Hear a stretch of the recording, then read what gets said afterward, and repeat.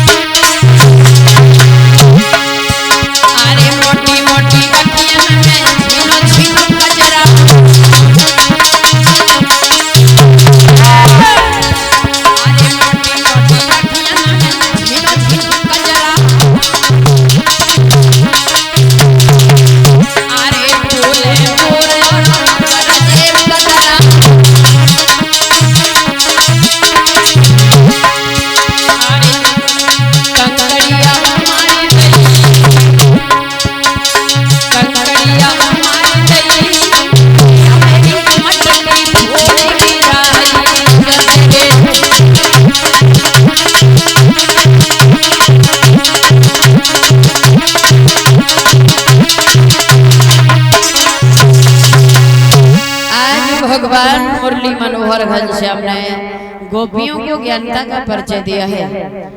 मुरली मनोहर घनश्याम ने श्री सुखदेव जी महाराज, हस्तिनापुर नरेश आदरणीय परीक्षित जी को, संजीव भैया कथा का अवगत कराते हैं। हे राजन परीक्षित, भगवान कन्हैया का सितारा चौचंद होता जा रहा है, भोज राज कंस का सितारा मंद पड़ता जा रहा है। जहां कंस की सभा लगी है वहां ब्रह्मा पुत्र देव ऋषि नारद का पदार्पण होता है। दूर से आता हुआ देखा, जवाब दिया, आइए बाबा नारद आइए, मथुरा के बीच में आपका स्वागत है, पधारिए। उच्च आसन दिया, बैठा लिया। नारद जी ने आकर के पूछा है,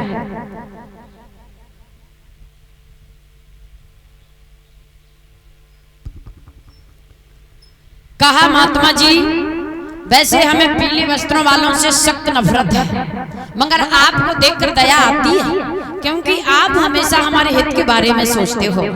जवाब दिया, कंसराज, मैं जब आया तो खुश नजर आया, मगर तेरे चेहरे पर ये चिंता का विषय मैं क्या देख रहा हूँ। जवाब दिया, बाबा जी, जब तक ये नंद का छोरा नहीं मारा जाएगा तब तक मुझे मन चाहा धैर्य धारण नहीं होगा।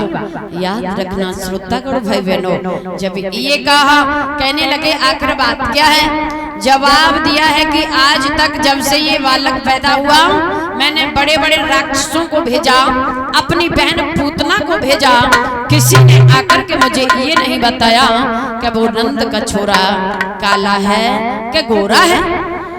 बाबा नारद ने जवाब दिया है, कंसराज मेरी बात सुनो।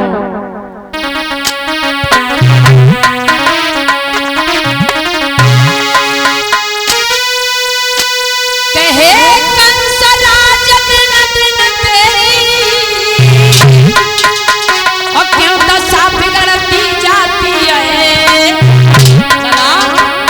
और दिन बसंत के खिलने के फिर कली सिकुड़ती जाती है।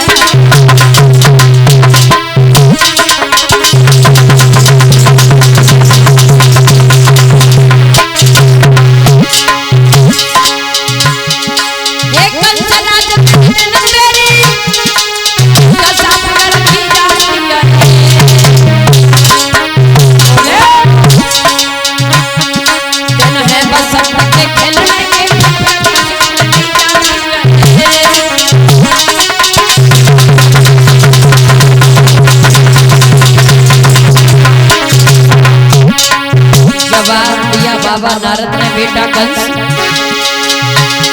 यदि शंका होई कब दुश्मन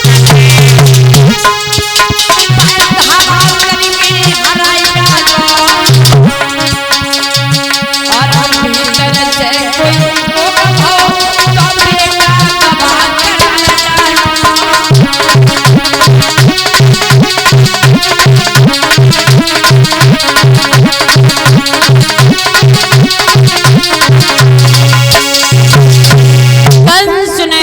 बाबा नारद, जब तक वो नंद का छोरा नहीं मारा जाएगा तब तक मुझे मन चाहा धैर्य धारण नहीं होगा। जवाब दिया कंस, आज हम तुम्हें ऐसी युक्ति बताएंगे कि सांप मरे न लाठी टूटे। एक काम करो, आप बाबा नंद के लिए एक पत्र लिखो और पत्र में लिख दो 2 छपरियां कमल के पुष्प कालीदह से मथुरा की जेल खाने में पटवाओ। अगर नहीं पटवाओगे तो तुम्हें तुम्हारी सारी यादव जाति को मैं जेल में डलवा दूंगा। याद रखना भैया, आज्ञा की देरी।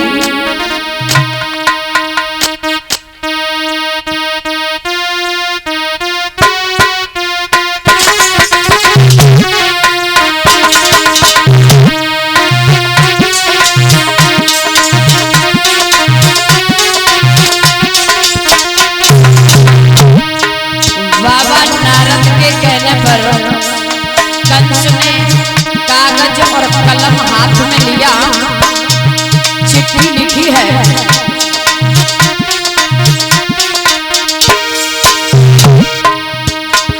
प्रणाम मेरी स्वीकार करो, स्वीकार करो, तुम भूप वृंदावन के तपधारी।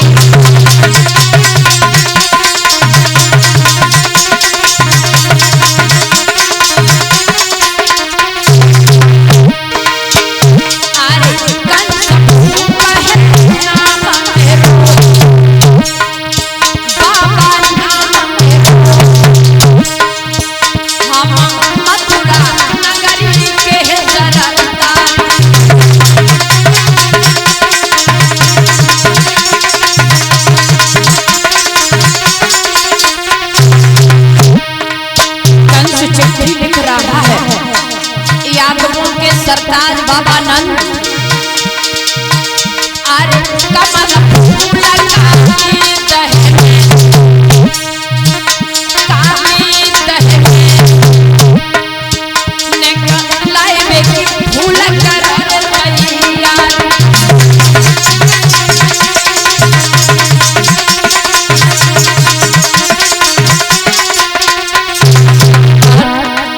आगे कंस ने चिट्ठी में लिखा,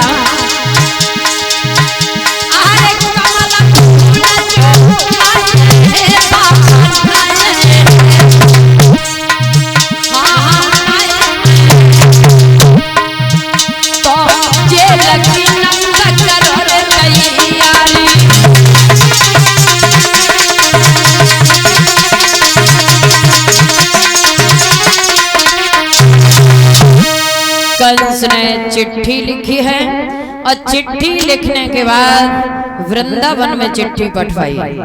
जब बाबा नंद के यहाँ पर वो पत्र आया, चिट्ठी को खोल के पढ़ा, मन में विचार किया, ओरे पापी कंस, जिस दिन से मेरे कन्हैया ने जन्म लियो तूने चैन की नींद नहीं सोने दियो। मैंने गोकुल को छोड़ करके वृंदावन का वास किया है। दिन पर दिन कोई न कोई मुसीबत खड़ी होती रही। मन में विचार किया, अगर कन्हैया की माँ को पता चलेगा तो माँ रो रो के मर जाएगी। बाबा नंद जब महलों में प्रवेश करते हैं तो नंद रानी ने देखा, जवाब दिया, प्राणों के नाथ आप जब जब आए खुश नजर आए।